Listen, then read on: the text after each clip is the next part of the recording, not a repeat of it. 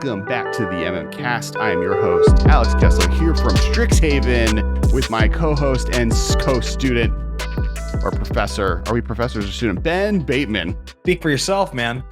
I'm here. I don't know if I'm a student or a professor, but I like your jacket. Thank I you. commented on your jacket this morning on our sales call, and I didn't even know it was a jacket you had for magic purposes. Yeah. I just was like, wow, Alex getting mad stylish with the red jacket. I got my red pants on. I got my red jacket on. I'm here to adventure in the College of Lorehold, the red-white faction for this set. Do you know which faction you're in? Which college you're going to be attending? I believe I am. What the hell are they called? The one you'd expect I was. Silver Quill is the black-white one. Silver Quill. That's the one I am. Silver Quill. So you have Silver Quill vibes. You're well dressed. You wear a suit. You got slicked back hair. But you're a musician movie nerd, which makes me. And it's blue-red. So I feel like you might be Prismari. Did you do theater in high school? Nah, a little bit. But you're like an actor. You've acted. Yeah. I moved to LA. That's how we met each other. Yeah. I feel like, and you are touring this summer, possibly. I am. And you're releasing a music thing. I feel like you're Prismari. It's also blue-red, which as far as magic card color combos. Definitely me. I'm definitely blue-red. Yeah. I feel like, as much as you like a suit, I feel like you're Prismari. I may be involved in some sort of a cosplay Silver Quill thing coming up here for a company that is related to magic. I can't be too specific. I don't think I'm allowed to talk about it, but I'm doing a thing where I'll be dressing up in Silver Quill. So that's the thing that's happening. I may also be doing that thing. So we are today previewing a preview card. We have a preview card to preview. I've been searching the libraries of Lorehold, going through rolls and tablets and books, and I've found this here preview card given to us by the kind people at Wizards of the Coast, a different plane, a different school, a competing one. And I'm excited to show it to you all. When we received this card through many searches through all of the lore of this plane, I was excited. It's pretty good. I got little ringlets on it. Okay. You excited? And eventually Marshall I'm very excited. All right, let's see what shows up. So our preview card is Leonin Lightscribe. It's 1 and a white. Creature Cat Cleric, and it has the ability Magecraft. Whenever you cast or copy an instant or sorcery spell, creatures you control get +1/+1 until end of turn. It's a 2/2. It's a 2/2. You can see it there in the scroll. So this little here cat, and hopefully Marshall has now edited it onto the screen after that showing of classic Alex Kessler reading a scroll and shooting a laser. This here buddy of ours is really dope. I think it's modern playable. I think it's really cool. I think Magecraft is a really cool mechanic. I'm excited to see what else we get from this set. We're recording this about a week ahead of when this is going to be released. So right now at this point, we'll talk about in a second, we've only seen Liliana and Kasmina plus the 5 different commands for the set. So which we will be talking about on this show, of course. But yes, things will be definitely spoiled between now and the time you see this episode. We'll do a fun moment where we argue over our predictions for the set, and you'll get to comment how wrong we were. Yes, exactly. Or how right we were. We get to preview Spellcat. I want to call it Spellcat. That feels... It's Leonin. I wonder if Leonin Lightscribe. They are actually from the Silver Quills, according to the little write-up from the art depicted. So they are Silver Quills. They do have Magecraft. We know that there is a new evergreen mechanic.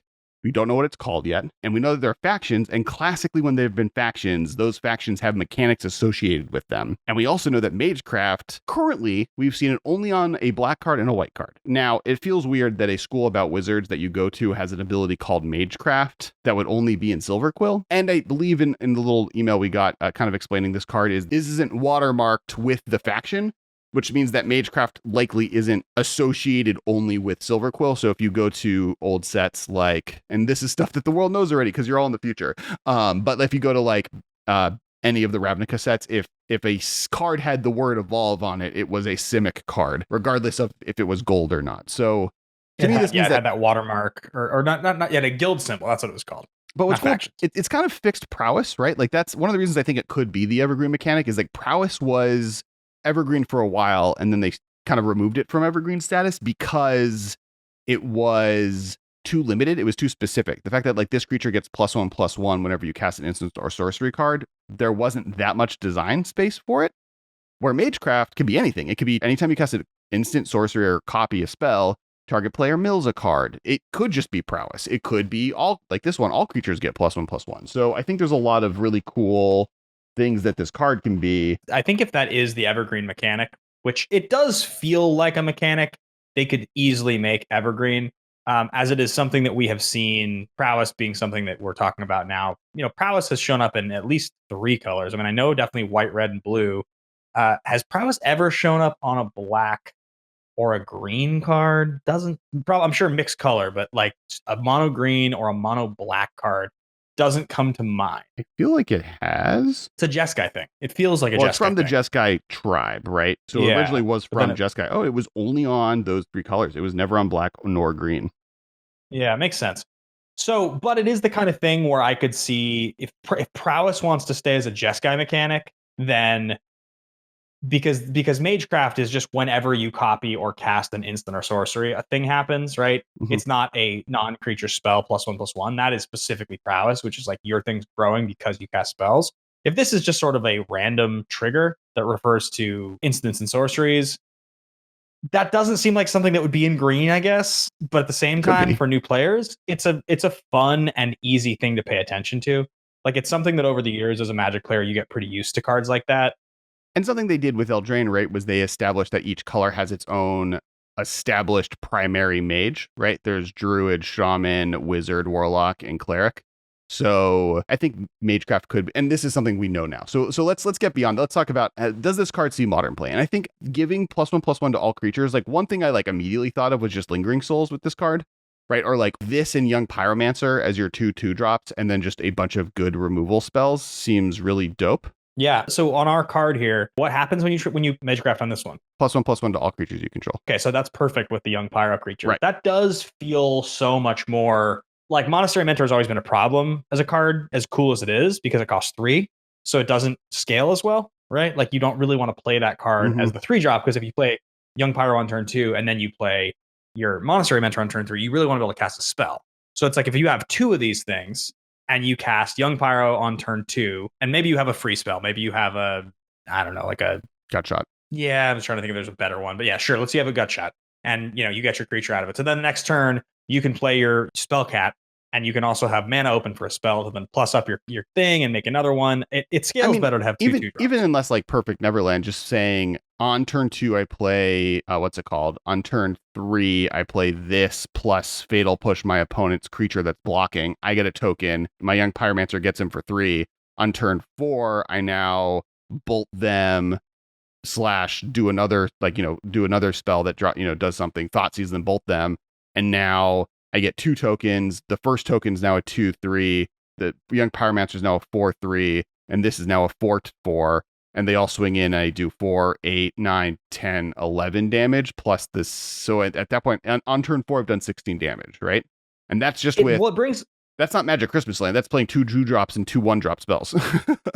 It brings a lot of velocity that's reminiscent, I think, of some of the stuff you would see in the old Phoenix decks back before the banning of Faithless Looting happened, where you're essentially jimmying together spells so that you can get 3 extra power with haste, and sometimes as much as 6 extra power with haste, which that's often, I mean, back in the old modern days, you could sometimes get 6 power on turn 2. That did happen sometimes. But like, often you'd be building up to turn 3, turn 4 to have your big turn. And that's kind of what this is doing with what we're just talking about. The scaling of like 2-drop into 2-drop on turn 3 with free spells and 1-drops means that you can easily have 2 or 3 tokens, and then you can go for a big turn on turn 4 and attack for like an extra, like if you have 3 creatures and you're playing 3 spells, you're getting an extra 9 points of damage based entirely off of this combination of 2 cards, which I think is pretty bonkers, pretty great. And even like turn 1 Thoughtseize, turn 2 Young Pyromancer, turn 3 this Young Pyromancer, or this Thoughtseize, do what I said.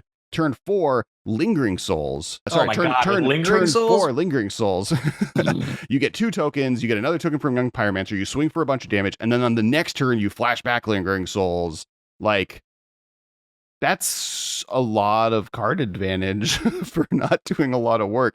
And you can even be sillier where you what's the red Taggle is what the 1 red spell is.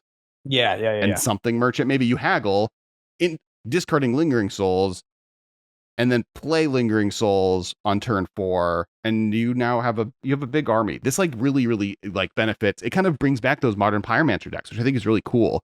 It makes it go wide. It makes it a little bit better too because it's not as weak to graveyard hate. Yeah, I think this card's sweet. I'm a really big fan. Plus, it has like weird other adjacent stuff. It's a cat, so like cat tribal is a thing. Like more and more cat tribal cards are being printed, and this is a pretty important piece to make those decks work as a lord. Yeah, when I saw it, I was like, oh, this is dope. This like is totally playable in modern and might be like playable in most formats. It's a very good lord. You know, another card would be like really sweet in the Mardu version of this deck. I think the black 2-drop from Standard this last year.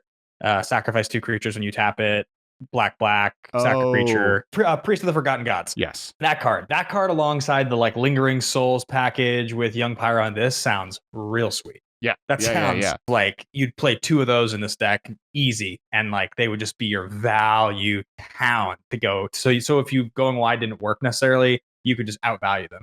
Yeah. I mean, made sure like, I don't know if listeners now remember this, but when Arclight Phoenix was printed, I was super hyped on it because Vengevine was a playable modern card. Never tier 1. That's not true. Often not tier 1, but playable modern card. And Arclight Phoenix is a card that has all of the words that Vengevine has on it, except that it makes you play with good cards versus bad cards. There are not many good self-mill creatures. There are now more, but for a long time there were none. There are like Hedron Crab being the best of them.